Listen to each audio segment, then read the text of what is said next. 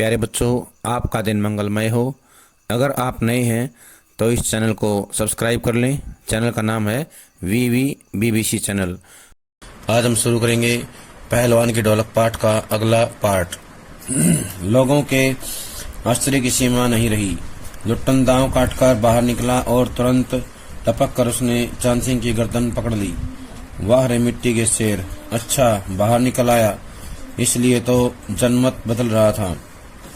मोटी और भौड़ी आवाज वाला ढोल बज उठा। चटाक चटदा अर्थात उठा पटक दे। लुट्टन ने चालाकी से दांव और जोर लगाकर चांद सिंह को जमीन पर दे मारा। दिन्ना दिक दिन्ना अर्थात चित करो। लुट्टन ने अंतिम जोर लगाया। चांद सिंह चारों खाने चित हो रहा। धा गिड़ धा गिड़। वाह बहादुर। जनता यह स्थिर नहीं कर सकी कि उसकी किसकी जयध्वनि की जाए। फलता अपनी इच्छा अनुसार किसी ने माँ दुर्गा की, महावीर जी की, कुछ ने राजा श्यामानंद की जय ध्वनि की। अंत में सम्मिलित जय से आकाश गूंज उठा। विजयी लुट्टन कूदता फांदता ताल ठोंकता सबसे पहले बाजे वालों की ओर दौड़ा और ढोलों को श्रद्धापूर्वक प्रणाम किया। फिर दौड़कर उसने राजा साहब को गोद में उठा लिया। राजा साहब के कीमती कपड़े मिट्टी में सन गए। मैनेजर साहब ने आपत्ति की, ही अरे रे, किंतु राजा साहब ने स्वयं उसे छाती से लगाकर गदगद होकर कहा, जीते रहो बहादुर, तुमने मिट्टी की लाज रख ली। पंजाबी पहलवानों की जमायत चांद सिंह की आंखें पहुंच रही थी। लुट्टन को राजा साहब ने पुरस्कृत ही नहीं किया, अपने दरबार में सदा के लिए रख लिया। तब से लुट्टन राज पहलवान हो गया और राजा साहब उसे लुट्टन सिंह कहकर पुकारने लगे। राज पंडितों ने मुंह बिचकाया, हुजूर जाति का सिंह। मैनेजर साहब क्षत्रिय थे। क्लीन शेव्ड चेहरे को संकुचित करते हुए अपनी शक्ति लगाकर नाक के बाल उखाड़ रहे थे। चुटकी से अत्याचारी बाल को रगड़ते हुए बोले, हाँ सरकार, यह अन्याय है। राजा साहब ने मुस्कुराते हुए इतना ही कहा। उसने क्षत्रिय का काम किया है। उसी दिन से लुट्टन सिंह पहलवान की कीर्ति दूर दूर तक फैल गई। पौष्टिक भोजन और व्यायाम तथा राजा साहब की स्नेह दृष्टि ने उसकी प्रसिद्धि में चार चांद लगा दिए। कुछ वर्षों में ही उसने एक कर सभी नामी पहलवानों को मिट्टी सुंघाकर आसमान दिखा दिया। काला खां के संबंध में यह बात मशहूर थी कि वह जो ही लंगोट लगाकर आली कहकर अपने प्रतिद्वंदी पर टूटता है, प्रतिद्वंदी पहलवान को लकवा मार जाता है। लुट्टन ने उसको भी पटक कर लोगों का भ्रम दूर कर दिया। अब यहाँ से जुड़े हुए प्रश्न करेंगे। लोगों के आश्चर्य की सीमा नहीं रही, कब नहीं रही? तब इसका उत्तर आएगा, लुट्टन दांव काटकर बाहर निकला और तुरंत लपक कर उसने चांद सिंह की गर्दन पकड़ ली। अगला प्रश्न है, वाह रे मिट्टी के शेर किसके लिए प्रयोग किया गया है? लुट्टन सिंह के लिए। किसके लिए? लुट्टन सिंह के लिए। जनमत कब बदल गया? जब बाहर निकल आया। जब लुट्टन बाहर निकल आया तो जनमत बदल रहा था। जनमत का मतलब होता है जनता की राय। जनमत का मतलब है जनता की राय। चटाक चटधा का क्या मतलब होता है? उठा पटक दे। लुट्टन ने चालाकी से दांव और जोर लगाकर क्या किया? चांद सिंह को जमीन पर दे मारा। दिन्ना दिक दिन्ना इसका मतलब क्या होता है? चित करो। दिन्ना दिक दिन्ना का मतलब है चित करो। लुट्टन ने अंतिम जोर लगाया तो क्या हुआ? चांद सिंह चारों खाने चित्त हो गया, यानी कि चांद सिंह जो है हार गया। धा गिड़ गिड़ धा गिड़ गिड़ धा गिड़ गिड़, इसका मतलब क्या होता है? वाह बहादुर वाह बहादुर वाह बहादुर। जनता यह स्थिर नहीं कर सकी कि किसकी जय ध्वनि की जाए। जनता क्या स्थिर नहीं कर सकी किसकी ध्वनि की जाए। अपनी अपनी इच्छा अनुसार क्या किया लोगों ने? किसी ने माँ दुर्गा की, किसी ने महावीर की और किसी ने राजा श्यामानंद की जय ध्वनि की। अंत में क्या हुआ? सम्मिलित जय से आकाश गूंज उठा। अंत में सम्मिलित जय से आकाश गूंज उठा। विजयी लुट्टन कहाँ गया? बाजे वालों की ओर दौड़ा और उसने ढोलों को श्रद्धापूर्वक प्रणाम किया। लुट्टन सिंह ने किसको प्रणाम किया?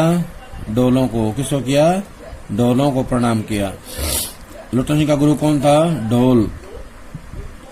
उसके बाद दौड़कर कहाँ गया? राजा साहब के पास। उसने क्या किया? राजा साहब के पास जाकर के राजा साहब को गोद में उठा लिया। क्या किया? उसने राजा साहब को गोद में उठा लिया। आपत्ति किसने की? मैनेजर साहब ने। आपत्ति किसने की? मैनेजर साहब ने आपत्ति की। राजा साहब ने क्या किया? स्वयं गदगद होकर लुट्टन को गले से लगा लिया। स्वयं गदगद होकर के लुट्टन को गले से लगा लिया। वाह रे मिट्टी के शेर, जीते रहो बहादुर, तुमने मिट्टी की लाज रख ली। किसने कहा? ये जो है राजा श्यामानंद ने कहा। जीते रहो बहादुर, तुमने मिट्टी की लाज रख ली। ये जो है किसने कहा? ये जो है राजा श्यामानंद ने कहा। पंजाबी पहलवानों की जमायत क्या कर रही थी? चांद सिंह की आंखें पहुंच रही थी। क्या कर रही थी? चांद सिंह की आंखें पहुंच रही थी। लुट्टन को राजा साहब ने पुरस्कृत ही नहीं किया और उसके लिए क्या किया? उसे राज दरबार में रख लिया, सदा के लिए दरबार में रख लिया। लुट्टन सिंह राज पहलवान बन गया और राजा साहब उसे लुट्टन सिंह कह करके पुकारने लगे। लुट्टन को राजा साहब क्या करते थे? लुट्टन सिंह। राजा साहब लुट्टन को लुट्टन सिंह कह करके पुकारते थे। राज पंडितों ने क्या किया? मुंह पिचकाया। राज पंडितों ने मुंह बिचकाया। मैनेजर क्या थे? पत्रिय थे। मैनेजर क्या थे? पत्रिय। मैनेजर लुट्टन के राज पहलवान बनने में खुश थे? नहीं।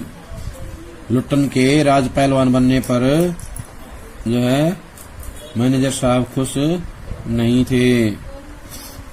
मैनेजर ने क्या कहा? हाँ सरकार, यह अन्याय है। हाँ सरकार, यह अन्याय है। किसने कहा? मैनेजर साहब ने कहा। राजा साहब ने मुस्कुराते हुए क्या कहा? उसने क्षत्रिय का काम किया है। उसने क्षत्रिय का काम किया। किसने कहा? ये राजा साहब ने। उसी दिन से लुट्टन सिंह पहलवान की कीर्ति दूर दूर तक फैल गई। लुट्टन पहलवान की कीर्ति दूर दूर तक कब फैली?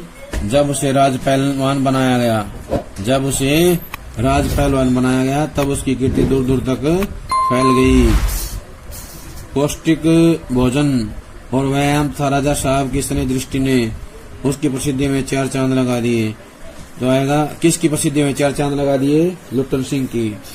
लुट्टन सिंह की प्रसिद्धि में चार चांद लगा दिए। किसने लगाए? पौष्टिक भोजन और व्यायाम तथा राजा साहब की स्नेह दृष्टि ने।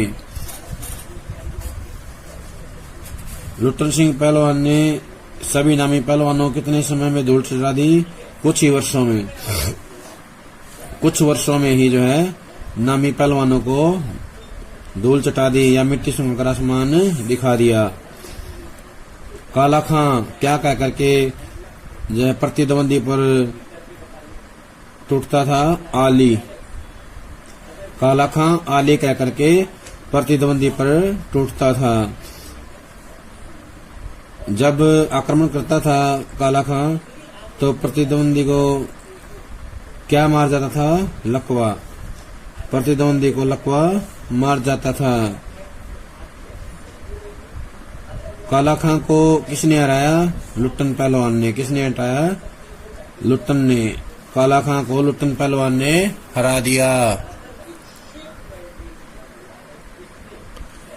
उसके बाद वह राज दरबार का एक दर्शनीय जीव ही रहा। चिड़िया खाने में पिंजड़े और जंजीरों को झकझोर कर बाघ दहाड़ता हाँ ऊं सुनने वाले कहते राजा का बाघ बोला। ठाकुर बाड़े के सामने पहलवान गरजता महावीर लोग समझ लेते पहलवान बोला। मेलों में वह घुटने तक लंबा चौका पहने अस्त व्यस्त पगड़ी बांधकर मतवाले हाथी की तरह झूमता चलता। दुकानदारों को चुहल करने की सूझती हलवाई अपनी दुकान पर बुलाता। पहलवान काका ताजा रसगुल्ला बना है जरा नाश्ता कर लो। पहलवान बच्चों की सी स्वाभाविक हंसी हंसकर अरे तनी मनी काहे ले आओ 1.5 सेर और बैठ जाता। 2 सेर रसगुल्ला उदरस्त करके मुंह में 8-10 पान की गिलोरियां ठूस ठुड्डी को पान के रस से लाल करते हुए अपनी चाल से मेले में घूमता। मेले से दरबार लौटने के समय उसकी अजीब हुलिया रहती। आंखों पर रंगीन अबरक का चश्मा, हाथ में खिलौने को नचाता और मुंह से पीतल की सीटी बजाता। हंसता हुआ वह वापस जाता। बल और शरीर की वृद्धि के साथ बुद्धि का परिणाम घटकर बच्चों की बुद्धि के बराबर ही रह गया था। उसमें दंगल में ढोल की आवाज सुनते ही वह अपने भारी भरकम शरीर का प्रदर्शन करना शुरू कर देता था। उसकी जोड़ी तो मिलती ही नहीं थी। यदि कोई उससे लड़ना भी चाहता तो राजा साहब लुट्टन को आज्ञा ही नहीं देते। इसलिए वह निराश होकर लंगोट लगाकर देह में मिट्टी मल और उछल कर अपने को सांड या भैंसा साबित करता रहता। बूढ़े राजा साहब देख देख कर मुस्कुराते रहते। यूं ही 15 वर्ष बीत गए। पहलवान अजय रहा। वह दंगल में अपने दोनों पुत्रों को लेकर उतरता था। पहलवान की सास पहले ही मर चुकी थी। पहलवान की स्त्री भी 2 पहलवानों को पैदा करके स्वर्ग सिधार गई थी। दोनों लड़के पिता की तरह ही गठीले और तगड़े थे। दंगल में दोनों को देखकर लोगों के मुंह से अनायास से निकल पड़ता, वाह, बाप से भी बढ़कर निकलेंगे ये दोनों लड़के या ये दोनों बेटे। दोनों ही लड़के राजदरबार के भावी पहलवान घोषित हो चुके थे। अतः दोनों का भरण पोषण दरबार से ही हो रहा था। प्रतिदिन प्रातःकाल पहलवान स्वयं ढोलक बजा बजा कर दोनों से कसरत करवाता। दोपहर में लेटे लेटे दोनों को सांसारिक ज्ञान की भी शिक्षा देता। समझे, ढोलक की आवाज पर पूरा ध्यान देना। हाँ, मेरा गुरु कोई पहलवान नहीं, यही ढोल है, समझे। ढोल की आवाज के प्रताप से ही मैं पहलवान हुआ। दंगल में उतरकर सबसे पहले ढोलों को प्रणाम करना समझे। ऐसी ही बहुत सी बातें वह कहा करता। फिर मालिक को कैसे खुश रखा जाता है, कब कैसा व्यवहार करना चाहिए आदि की शिक्षा वह नित्य दिया करता था।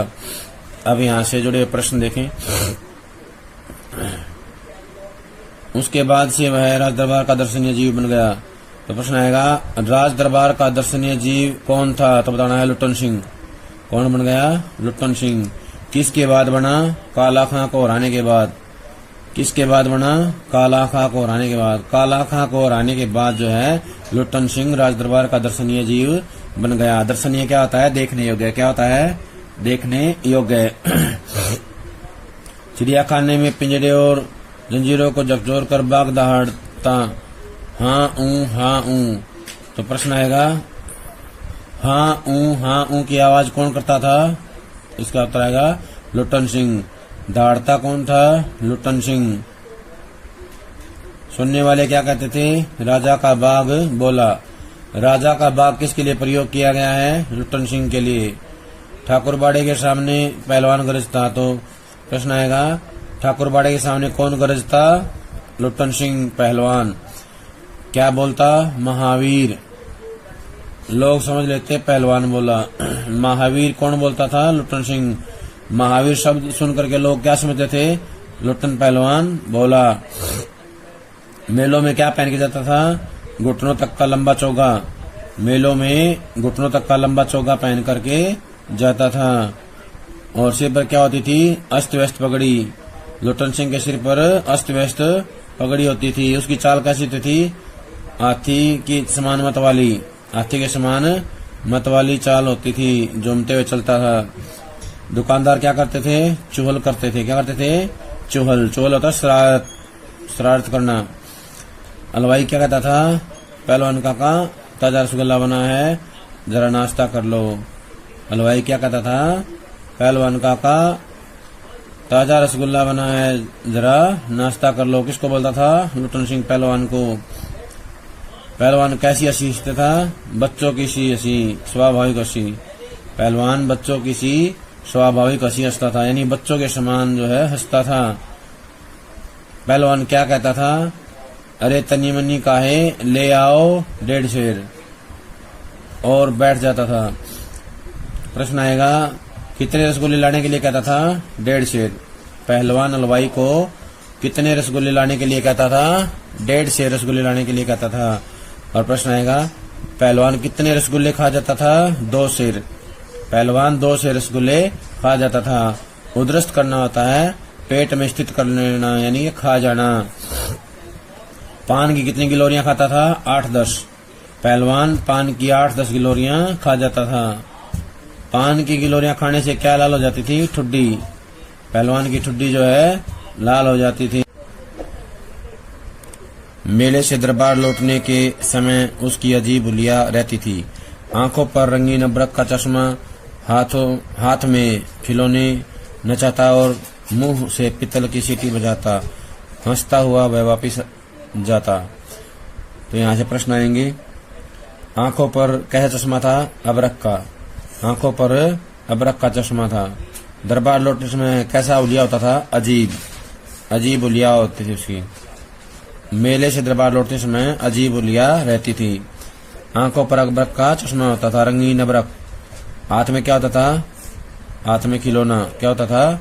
हाथ में खिलौना होता था। मुंह में क्या होती थी? पित्तल की सीटी। मुंह से पित्तल की सीटी बजाता था। कैसे वापस आता था? हंसता हुआ। लुटन पहलवान बाजार से या मेले से हंसता हुआ वापस आता था।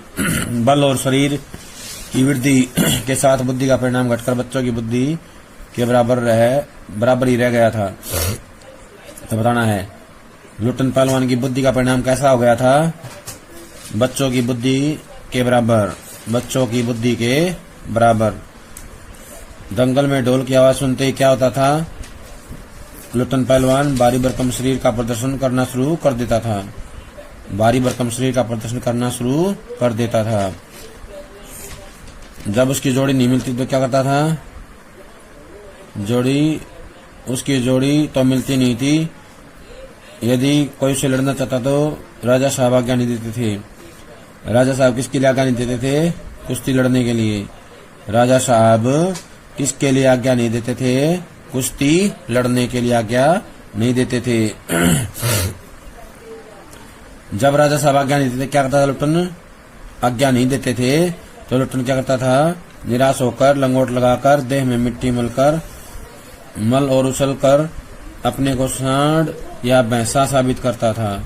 अपने को सांड या भैंसा कौन साबित करता था? लुटन पहलवान। कैसे? लंगोट लगाकर देह में मिट्टी मल और उछल कर करता था।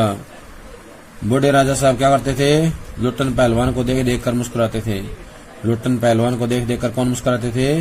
राजा श्यामानंद या बूढ़े राजा साहब। लुटन कितने वर्ष अजय रहा?